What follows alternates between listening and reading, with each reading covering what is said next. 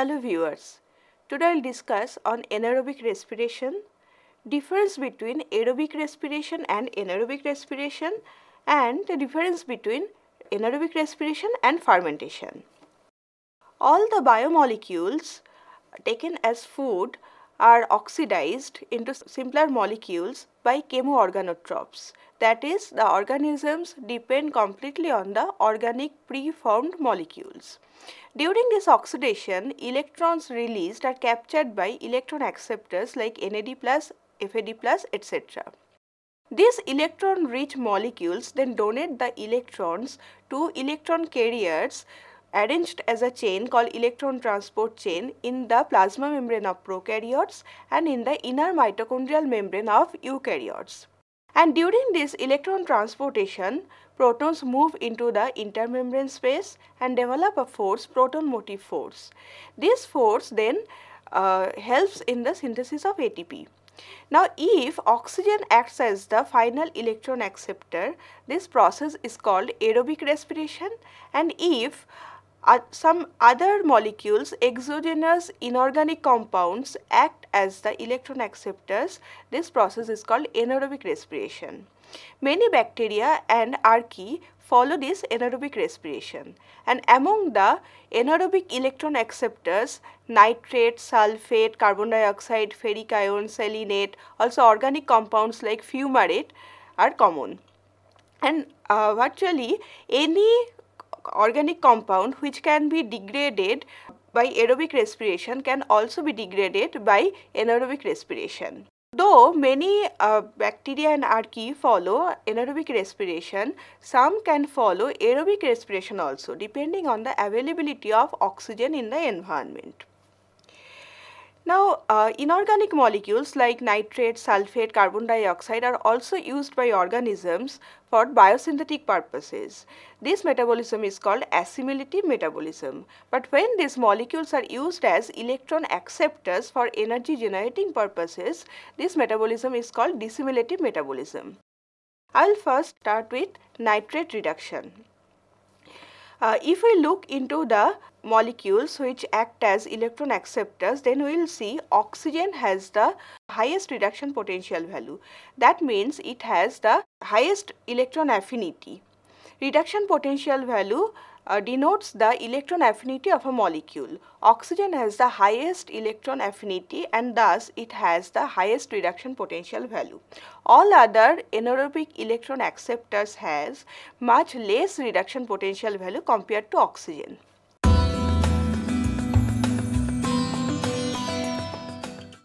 Now I will start with nitrate reduction. Nitrate and many other nitrogen compounds are used as electron acceptors by many organisms. Nitrate is first reduced to nitrite by the enzyme nitrate reductase. Nitrite is then reduced to NO or nitric oxide by nitrite reductase. This NO is again reduced to nitrous oxide or N2O, and finally it is reduced to nitrogen gas. And all the molecules produced during this process are gaseous. Thus, a fixed form of nitrogen, that is nitrate, which is fixed mainly in the soil, is converted to different gases. That is why this process is called denitrification, and denitrification has environmental significance. Like the N2 gas can be converted to NO by sunlight, and NO can react with ozone in the upper atmosphere. After reaction with ozone, NO2 minus or nitrite is produced. This nitrite comes to the earth back as acid rain when it combines with water. Now this is a picture of aerobic respiration occurring in E. coli.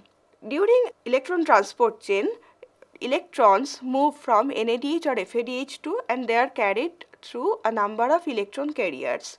And finally, in case of aerobic respiration, oxygen is the electron acceptor. During the electron transportation, protons are moving to the periplasmic space from the cytosol, and thus accumulation of protons occurs in the periplasmic space. Due to this accumulation of H+ ions, an electrical potential energy is generated due to the movement of positive ions, and a chemical potential energy is generated due to the movement of a chemical species. Together, the electrochemical energy generated in this gradient gives rise to a force called proton motive force, and this force helps to synthesize ATP via oxidative phosphorylation. This PMF drives H plus ions back to the cytosol from the periplasmic space through an integral protein complex called ATP synthase, and this process is coupled to the phosphorylation of ADP, and thus ATP is synthesized. This is called oxidative phosphorylation. Now, this picture shows the anaerobic respiration in E. coli. Here, oxygen is not the final electron acceptor, rather nitrate is the final electron acceptor. As we can see, less protons move to the periplasmic space from the cytosol, thus less PMF will be generated and less ATP will be produced compared to the aerobic respiration. But in case of complete denitrifiers, where in the previous example we have seen that nitrate is converted to nitrite, but in case of complete denitrifiers, the nitrate is completely reduced to nitrogen gas. In this case, more protons move to the periplasmic space and more PMF, and thus more ATP are generated. Paracoccus denitrification, Pseudomonas tutzeri, these are the complete denitrifiers. That means they completely reduce nitrate to N2 gas. Now, we can very easily find out the free energy change in each anaerobic respiration by using the formula delta G is equal to minus NF delta E, because we know the reduction potential values of all the electron donors and electron acceptors. And this is the picture of an eukaryote. This is the only eukaryotic amoeba has been found to act as a denitrifier. It is called Globobulimina pseudospinescens.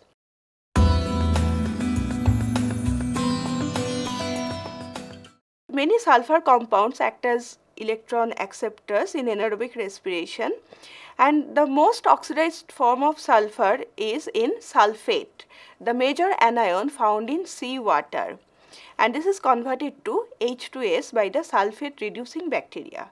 Sulfur reducing bacteria can be traced back to 3.5 billion years ago and are considered as the oldest organisms. Wastewaters coming from the industrial pollutants contain a number of high concentration of heavy metals and sulfates, and sulfur reducing bacteria can be used to clean up these heavy metals and sulfates. This is called acid mine drainage.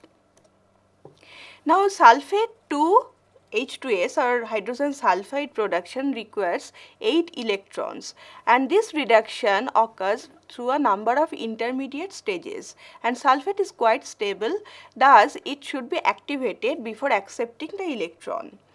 An enzyme called ATP sulfurylase, it catalyzes the attachment of sulfate with the terminal phosphate of ATP, forming APS, adenosine 5' phosphosulfate. Next, the enzyme APS reductase reduces the sulfate group present in the APS to sulfite, and sulfite is then reduced to H2S.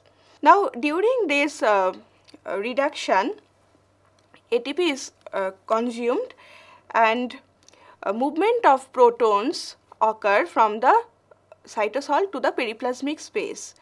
PMF generates along the plasma membrane. This PMF then drives the synthesis of ATP. Among the sulfate reducers, many species of the genus Desulfovibrio are very common.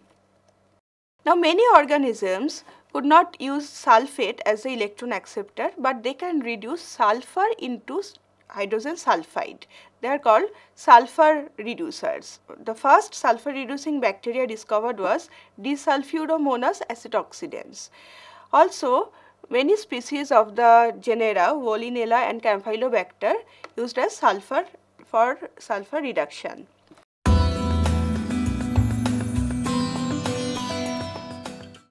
Now, I will tell you about carbon dioxide as electron acceptor. Carbon dioxide is an abundant gas in anoxic environment, and two groups of microorganisms can use carbon dioxide as the electron acceptor. One group of microorganisms reduce carbon dioxide to methane and they are called methanogens, and the process is called methanogenesis. The other group of microorganisms, they reduce carbon dioxide into acetate and are called acetogens, and the process is called acetogenesis. What happens in acetogenesis? Two molecules of carbon dioxide are converted to acetate. One molecule of carbon dioxide is reduced to carbonyl group of acetate. The other carbon dioxide is reduced to methyl group of acetate. Carbon dioxide to acetate formation occurs via acetyl-CoA pathway, the major pathway by which obligate anaerobes produce the acetate molecules. Now, during acetate formation, some sodium ions move to the periplasmic space from the cytosol and they generate a sodium motive force. And during the conversion of acetyl-CoA to acetate, ATP molecules are generated. This ATP generation is called substrate level phosphorylation, since the energy for generating ATP is coming from a substrate, high energy molecule.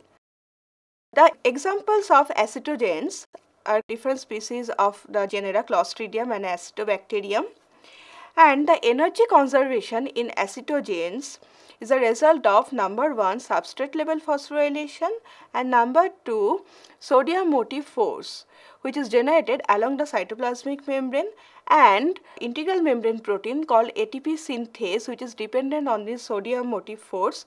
Sodium driven ATPase, it produces the ATP. In methanogenesis, carbon dioxide is reduced to methane.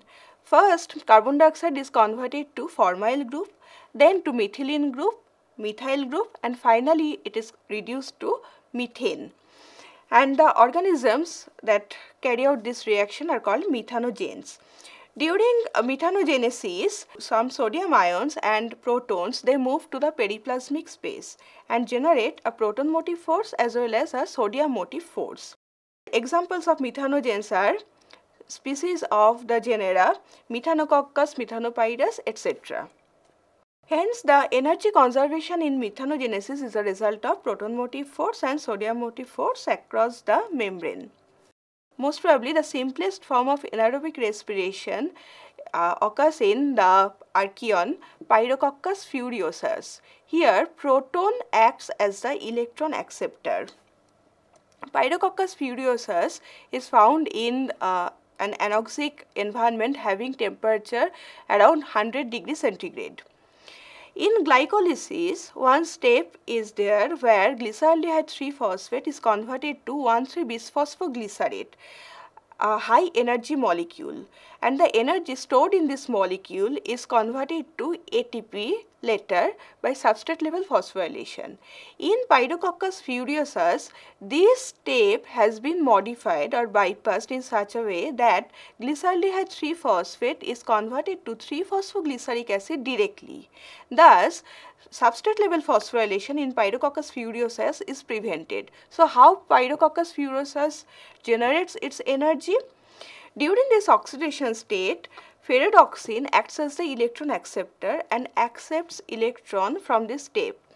Ferredoxin has a negative reduction potential value, almost similar to proton H2 couple, and ferredoxin donates the electron to proton, making it H2 gas.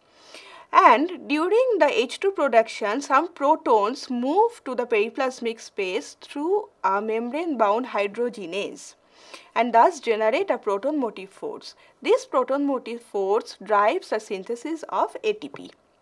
Now, though proton reduction in Pyrococcus furiosus does not involve an electron transport chain as such, but since it utilizes protons as electron acceptor, it can be called anaerobic respiration. Now, the ancient phylogeny of Pyrococcus furiosus coupled to its hot anoxic environment, just like the early earth, suggests that this proton reduction might have been the first proton pump and thus the first form of anaerobic respiration on earth.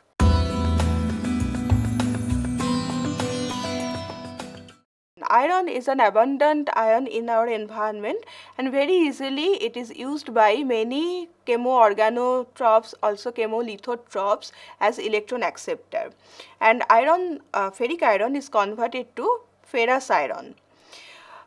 Examples: Geobacter, Geospirillum, Geovibrio, also many species of Desulfitobacterium, Shewanella, etc.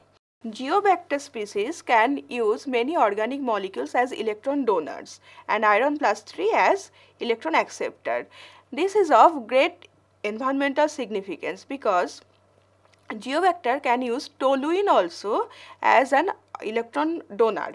So, accidental leakage of toluene from the hydrocarbon storage tanks contaminates iron rich anoxic aquifers, and Geobacter can be a natural clean up agent for such purposes.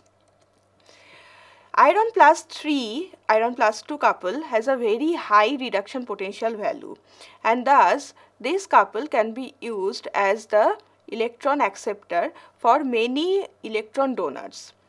Same with manganese reduction. Manganese has several oxidation states, but manganic and manganese, these two ions mainly act as electron acceptors, and Mn4 plus ion has a very high reduction potential value. Thus, it can accept electrons from many organic molecules. The best example of manganese reducer is Shewanella putrefaciens.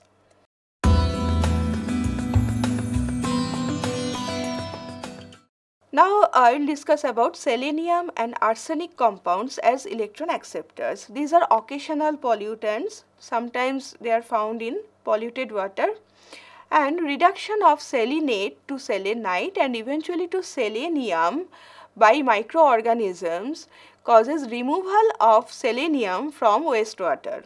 This is called bioremediation, where using an organism waste products can be removed. One such example is Selenospirillum indicus. Arsenic helps in biomineralization. What is biomineralization?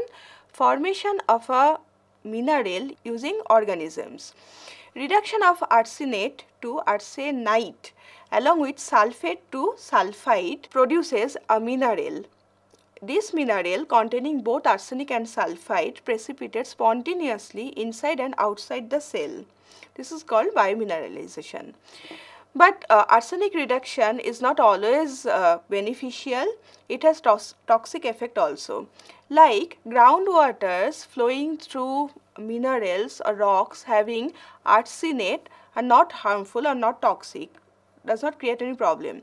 But if microorganisms reduce arsenate to arsenite, it becomes more soluble. Now arsenic comes to the groundwater and thus creates arsenic toxicity, and this is creating a problem in developing countries like India, Bangladesh, where well waters are becoming arsenic polluted. Many other compounds like organic compound fumarate can act as electron acceptor. Fumarate is a TCA cycle tricarboxylic acid cycle intermediate. It can act as electron acceptor. After accepting the electron, it is converted to succinate. Many organisms like Wollenella succinogens, E. coli, Desulfovibrio gigas, they can use fumarate as electron acceptor. Many chlorinated compounds, also polychlorinated biphenyls, also act as electron acceptor. Chlorinated compounds are very toxic for fish and other animal life, but once the chlorine is reduced from the chlorinated compound, the reduced form of this molecule becomes non-toxic. This is called reductive dechlorination. After reductive dechlorination, the molecules generated are less toxic and are utilized further. Like in dihalococcus convert tri and tetra chloroethylene into a harmless gas ethene. Also, Dehalobacterium converts dichloromethane into formate and acetate. Thus, they clear the wastewater having chlorinated compounds or polychlorinated biphenyls.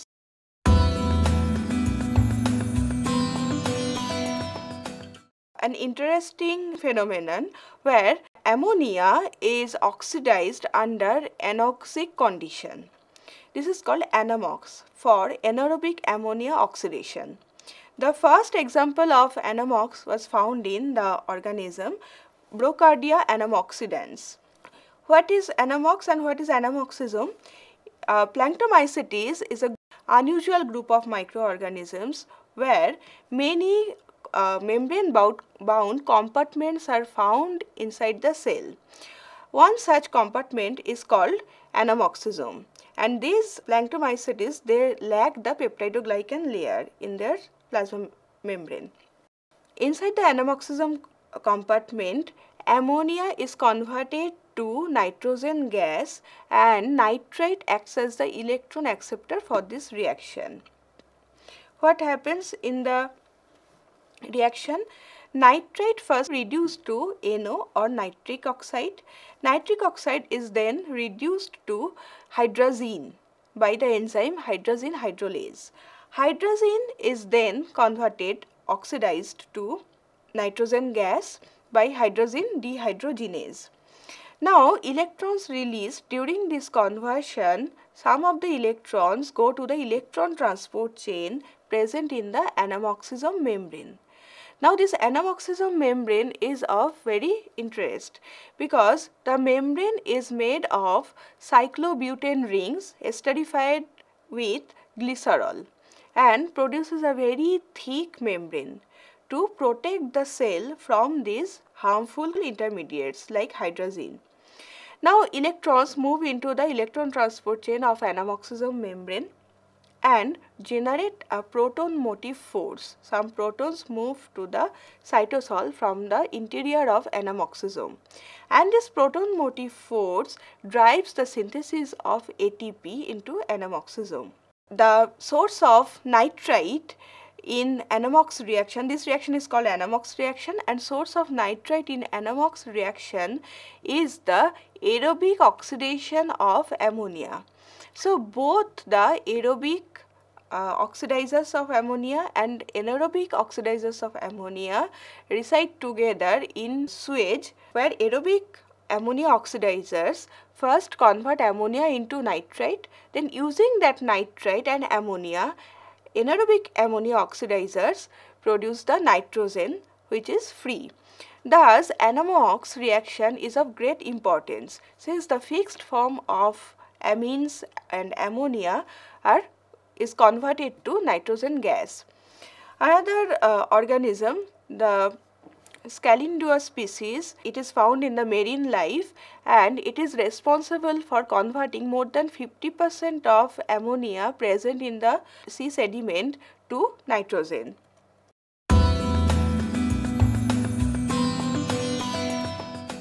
Both the processes, fermentation and anaerobic respiration, occur in anaerobic condition, that is in anoxic environment where oxygen is not present. During the breakdown of organic molecules in some microorganisms, in skeletal muscle, in submerged plant tissue under anoxic condition, the NADH molecules generated during glycolysis could not be reoxidized back to NAD+ in the absence of oxygen and other anaerobic electron acceptors. But to carry on metabolism, cells need electron acceptors. So, to solve this problem, some microorganisms have developed a process by which pyruvate, the product of glycolysis, pyruvate or other derivatives of pyruvates act as the electron acceptors, and they are converted to alcohol or different organic acids like lactic acid, butanoic acid, propionic acid, etc. And during this conversion, some energy is released and trapped as ATP. This is called substrate level phosphorylation. So, in fermentation, the energy is conserved by substrate level phosphorylation only, whereas anaerobic respiration utilizes generation of proton motive force and oxidative phosphorylation. So, if we look into the energy generation, then maximum energy is generated in aerobic respiration, next in anaerobic respiration, and least energy is generated in fermentation.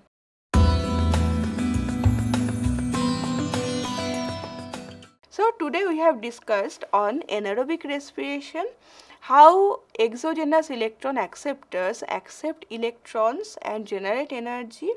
Mainly this mechanism is followed by many bacteria and archaea. Then we have studied difference between aerobic and anaerobic respiration. Aerobic respiration occurs in the presence of oxygen, anaerobic in the absence of oxygen.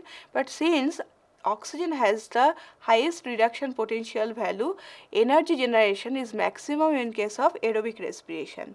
And we have also studied difference between fermentation and anaerobic respiration. Fermentation is incomplete breakdown of molecules, whereas in anaerobic respiration complete breakdown occurs, but inorganic molecules accept the electrons. And less energy is generated in fermentation compared to anaerobic respiration. And if we compare between aerobic and anaerobic respiration, then again aerobic respiration yields maximum amount of energy. Thank you.